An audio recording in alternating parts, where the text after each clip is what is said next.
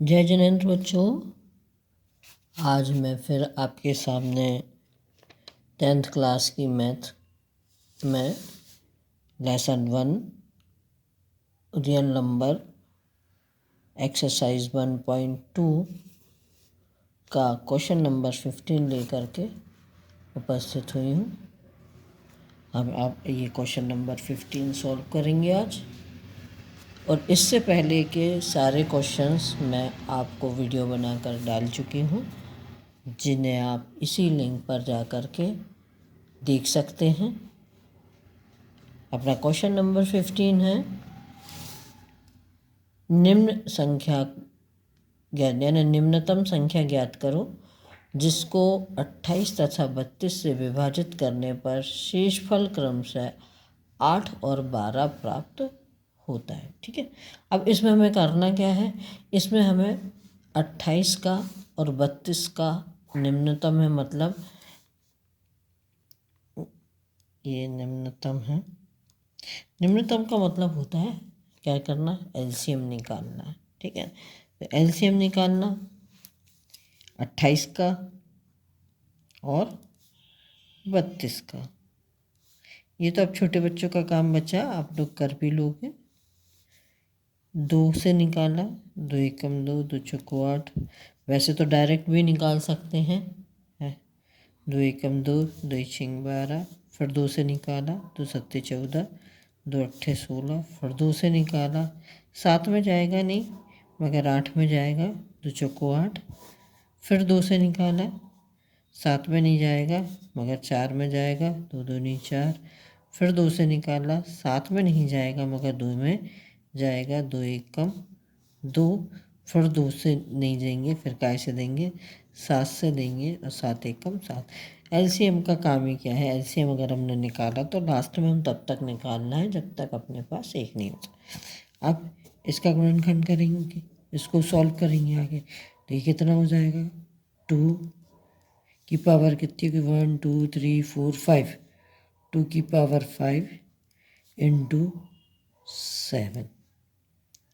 अब 2 की पावर 5 कितना हुआ, 2 दूनी 4, 4 दूनी 8, 8 दूनी 16, 16 दूनी 32 इंटू 7, 7 दूनी 14, 1 7 21 और 1 22। मगर अभी यहाँ अपना क्वेश्चन ख़त्म नहीं हुआ। आंसर क्यों नहीं ख़त्म हुआ, क्योंकि उन्होंने आगे बोला हुआ है कि विभाजित करने पर शेषफल क्रम से 8 और 12 भी प्राप्त हो रहा है ना। विभाजन करने, विभाजित तो एलसीएम तो निकाल लिया, मैं कह रहा एलसीएम निकालने के बाद चूंकि शेषफल कितना प्राप्त हो रहा है, शेषफल 8 और 12 है ना, 8 और 12 प्राप्त होता है। तो अब हम क्या करेंगे, 8 और 12 प्राप्त हो रहा है तो इसको हम जोड़ लेंगे, 8 और 12 को। 8 प्लस 12, 8 प्लस 12 कितने हो गए, 20। शेषफल 20 है, क्या कर देंगे, आता है या इसीलिए 224 माइनस 20 तो कितना बचा, 204। यानी ये क्या हो गया, हमारा आंसर हो गया। ठीक है, अब हम करेंगे अगला क्वेश्चन, क्वेश्चन नंबर 16। अगला क्वेश्चन है, सिद्ध कीजिए कि 2√3 एक अपरिमेय संख्या है। इस तरह का ये क्वेश्चन है, जो ये इम्पोर्टेंट क्वेश्चन है, मोस्ट इम्पॉर्टेंट है, ये हमेशा आते ही हैं। इतना आप मान के चलना कि इस तरह के जो क्वेश्चन होते हैं सिद्ध करने वाले, जिसमें अपरिमेय संख्या सिद्ध करनी होती है, ये मोस्ट इम्पॉर्टेंट होते हैं। ये आपके क्वेश्चन पेपर में एक क्वेश्चन हमेशा आता ही है। अब इसको सॉल्व करने के लिए हमें उल्टा करेंगे, क्या करेंगे, हम इसको जैसे नंबर हमारा है 2√3, इसको हम परिमेय संख्या मान लेंगे कि ये एक परिमेय संख्या है। अगर हमने इसको सिद्ध कर दिया कि ये एक परिमेय संख्या है तो क्या हो जाएगा, विपरीत हो जाएगा, यानी जो वास्तव में है उस नियम के विपरीत हो जाएगा, यानी विरोधाभास हो जाएगा। और जब विरोधाभास हो जाएगा तो ये सिद्ध हो जाएगा कि ये कैसी संख्या है, ये एक अपरिमेय संख्या है। तो इसको अपन करना शुरू करते हैं। तो इसको हम सबसे पहले हमने क्या कहा कि अपन मान लेंगे। क्या मानेंगे? हमने मान लिया, माना जो हमारी संख्या है, क्या मतलब 2 माइनस √3 जो है कि ये क्या है कि एक परिमेय संख्या, माना 2√3 एक परिमेय संख्या है। ठीक है ना। अब जब अगर ये परिमेय संख्या है तो इसको हम क्या कर सकते हैं, इसको हम P/Q के रूप में लिख सकते हैं, क्योंकि परिमेय संख्या को हम P/Q के रूप में लिखते हैं, है ना। तो ये इसका मतलब क्या हो जाएगा कि 2 माइनस √3 बराबर किसकी हो जाएगा? P/Q के। क्यों हो जाएगा? क्योंकि हमने मान लिया कि ये क्या है, एक परिमेय संख्या है, इसलिए इसको हम इस तरह से लिख सकते हैं। अब जब हम इसको इस तरह से लिख सकते हैं तो हम इसको आगे और भी सॉल्व करते हैं। अब आगे हम सॉल्व कर रहे हैं तो हम क्या कर रहे हैं, इसका पक्षांतर करेंगे। पक्षांतर मीन्स क्या है, P/Q को हम इस तरफ लेके आ रहे हैं और √3 को दूसरी तरफ ले जा रहे हैं। तो अब क्या हो जाएगा हमारा, जब हम इसको इस तरह से करेंगे तो यहाँ पे 2 है, इसको इधर लाओगे तो क्या हो जाएगा, माइनस का P/Q इक्वल टू, अब इसको इस तरफ लेके जा रहे हैं तो अब ये क्या था, माइनस का था, तो प्लस का √3 हो जाएगा। ठीक है। अब इसको सॉल्व करेंगे तो इसको हम मान लें कि इसके नीचे कुछ नहीं है, यानी 1 है, तो इसका हम निकालेंगे एलसीएम। एलसीएम क्या लिया, क्यू का मल्टीप्लाई 2 में करोगे तो क्या आ जाएगा, 2Q माइनस P बराबर में क्या आ जाएगा, √3। अब इसका मतलब क्या हो गया, इसका मतलब हो गया कि √3 जो है वो क्या है, P/Q के रूप में लिखी जा सकती है। मतलब √3 जो है वो क्या है, एक परिमेय संख्या है ना।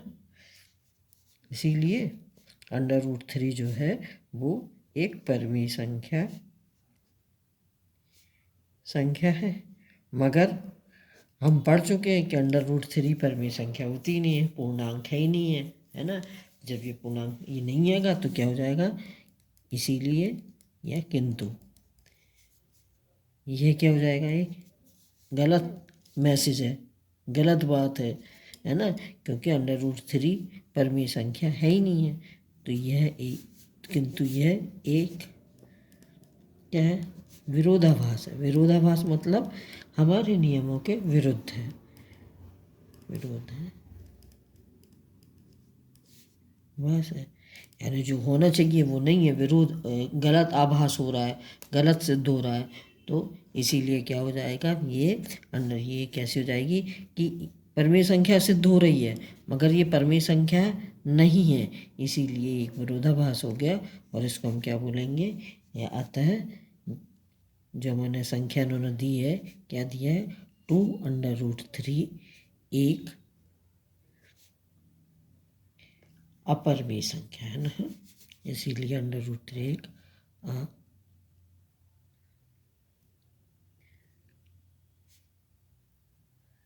अपरिमेय संख्या है। अगला क्वेश्चन नंबर 17। क्वेश्चन नंबर 17 भी कुछ इससे मिलता जुलता है मगर थोड़ा सा डिफरेंट है। डिफरेंट किस तरह है, किस इसमें कि इसमें भी हमको सिद्ध करना है कि सिद्ध करो, क्या सिद्ध करो, सिद्ध करो कि √5, दोनों नंबर इसमें अंडर रूट में दिए, √5 प्लस √3 एक अपरिमेय संख्या है। कैसी संख्या है, एक अपरिमेय संख्या है। इसके लिए भी हमें क्या होगा, मेथड तो हमारा वहीं से शुरू होगा, मानने से। माना, क्या माना, माना √5 प्लस √3 एक परिमेय संख्या है। परिमेय संख्या है मतलब इसको हम क्या कर सकते हैं, P/Q के रूप में लिख सकते हैं।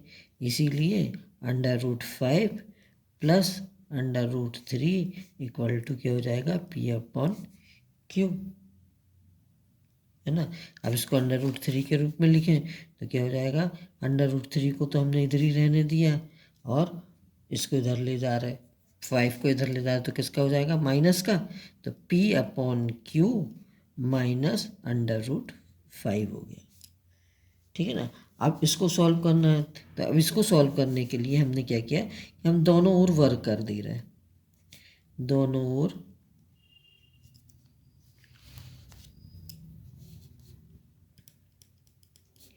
वर्ग करने पर। अब जब दोनों ओर हम वर्ग करेंगे तो क्या होगा, इस तरफ भी वर्ग करेंगे और इस तरफ भी वर्ग करेंगे। इस तरफ वर्ग करेंगे तो क्या हो जाएगा, √3 का स्क्वायर हो जाएगा, और इस तरफ वर्ग करेंगे तो क्या हो जाएगा, P/Q माइनस √5 का होल स्क्वायर, ठीक है। अब जब यहाँ होल स्क्वायर बन गया तो ये क्या है, इसको अगर हम मान लें कि P/Q A है और √5 क्या है, B है, तो हमारे यहाँ पे क्या होगा, एक सूत्र, एक सर्वसमीका बन जाएगी। तो हम यहाँ लिख सकते हैं कि चूंकि A माइनस B का होल स्क्वायर बराबर क्या होता है, A² minus 2AB plus B², ये होता है। तो हम इसको इसी रूप में सॉल्व करेंगे। तो इसको अपन वापस फिर से लिख रहे हैं पीछे कि √3 का स्क्वायर, √3 का whole square equal to P/Q minus √5 का होल स्क्वायर। अब इसको हमने खोला तो √3 क्या हो गया, 3 हो गया। इसको किया, अब ये क्या हो जाएगा, A का स्क्वायर, तो A का स्क्वायर क्या हो जाएगा, P/Q का होल स्क्वायर, ठीक है ना, प्लस √5, है ना। तो क्या हो जाएगा, B का स्क्वायर, B क्या है, √5, तो √5 का स्क्वायर माइनस 2AB, तो 2 इंटू A क्या है, P/Q इंटू B क्या है, √5। अब इसको सॉल्व कर दो तो ये इस तरफ 3 का 3 रहेगा, यहाँ क्या हो जाएगा, सॉरी, P का स्क्वायर अपॉन Q का स्क्वायर प्लस √5 काय में कन्वर्ट हो जाएगा, 5 में। यहाँ पे क्या हो जाएगा, माइनस 2 और √5 का मल्टीप्लाई हो जाएगा, तो 2√5 P/Q हो जाएगा ये। अब हम क्या करेंगे, अब हम इसको ये कर रहे हैं कि जो 3 है, 3 को हम इस तरफ ला रहे हैं और इसको इस तरफ ले जा रहे हैं। तो इसको इधर लेके आ रहे हैं तो क्या हो जाएगा, माइनस का है, काय में आ जाएगा, प्लस में, तो 2√5 P/Q इक्वल टू, पहले ये वाला नंबर आएगा तो P का स्क्वायर अपॉन Q का स्क्वायर प्लस 5, अब 3 को इधर ला रहे हैं तो काय का हो जाएगा, -3। इसको सॉल्व कर दो। अब यहाँ तो हमारा कुछ सॉल्व होने वाला नहीं है, कुछ सॉल्व होने वाला नहीं है, तो हमको इसको हम एज इट इज़ वैसे ही का वैसे ही लिख लेंगे। तो 2√5 लिख दिया, P/Q Q लिख दिया, यहाँ पे P का स्क्वायर अपॉन Q का square plus plus minus minus 5 minus 3 तो कितने हो गए, 2। तो ये आ गया हमारा 2 आ गया। अब हम क्या करेंगे, यहाँ पे एलसीएम निकाल लेते हैं, ठीक है ना। एलसीएम निकालेंगे तो क्या हो जाएगा, 2√5 P/Q इक्वल टू ये इसका क्या आ जाएगा, अंडर रूट इसका एलसीएम निकाला तो क्या आ जाएगा, क्यू का स्क्वायर आ जाएगा। अब क्यू का स्क्वायर अगर आया तो क्यू का स्क्वायर से क्यू का स्क्वायर को भाग दिया, 1 आया, 1 का मल्टीप्लाई इसमें किया तो P² आया, प्लस यहाँ कुछ नहीं था, 1 था, 1 का Q² में किया तो Q² आया, और Q² का 2 में किया तो क्या आ जाएगा, 2Q² आ जाएगा, ठीक है ना। अब जब 2Q², अब इसको भी हम सॉल्व करेंगे, इसको हम सॉल्व करेंगे तो यहाँ तो अभी हमें सॉल्व के लिए कुछ भी नहीं है, तो 2√5 P/Q इक्वल टू, अब हम क्या कर सकते हैं इसको, अगर P/Q को हम इस तरफ ला सकते थे, है ना, P/Q को, तब एक बार हम और लिख दे रहे, फिर उसके बाद P/Q को अपन इस तरफ ले करके आ जाएंगे, Q का स्क्वायर। अब इसको हम क्या करेंगे, इसको हम इस P/Q को इधर ला रहे, तो ये क्या है, संख्या क्या होगी, पलट जाएगी। जो डिवाइड में है वो मल्टीप्लाई में चला जाएगा, जो मल्टीप्लाई में है वो डिवाइड में आ जाएगा। तो 2√5 को हमने इधर ही रहने दिया और यहाँ हमने क्या किया, p² प्लस 2q² अपॉन q², इसको इस तरफ लाए तो मल्टीप्लाई में हो गया, q ऊपर पहुँच गया और p नीचे आ गया। अब ये हो गया तो ये क्या हो जाएगा, इससे ये कैंसिल हो जाएगा। तो यहाँ हमारे पास क्या बचेगा, यहाँ हमारे पास एक क्यू बचा, तो यहाँ क्या हो जाएगा 2√5 इक्वल टू p² प्लस 2q² और नीचे क्या हो जाएगा, इन दोनों का मल्टीप्लाई हो जाएगा। यहाँ क्या बचा था, एक क्यू और यहाँ बचा था p, तो क्या हो जाएगा q इंटू पी या p इंटू क्यू, दोनों तरह से लिख सकते हैं। अब ये 2 है ना, ये 2 काय में है, मल्टीप्लाई में है, इस तरफ ला रहे काय में आएगा, डिवाइड में। तो √5 इक्वल टू p² प्लस 2q² अपॉन 2 इंटू pq हो गया। इसको सॉल्व कर दोगे तो क्या आ जाएगा, p²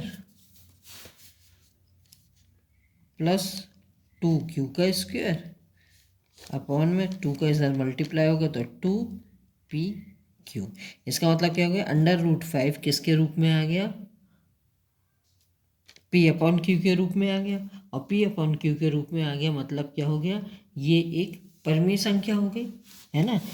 इससे ये सिद्ध होता है कि ये एक परिमेय संख्या है ना। अतः √5 जो है वो क्या हो गई, एक परिमेय संख्या हो गई, एक परिमेय संख्या है जो कि कैसी है, सही नहीं है ना, जो क्या है, एक विरोधाभास है, जो एक विरोधाभास है।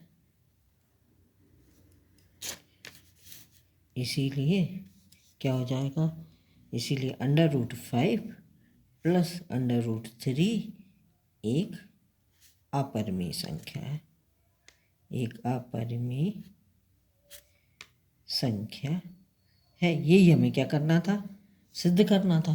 तो ये क्या हो गया हमारा, ये एक अपरिमेय संख्या, ये क्या हो गया, ये हमारा सिद्ध हो गया, ठीक है ना।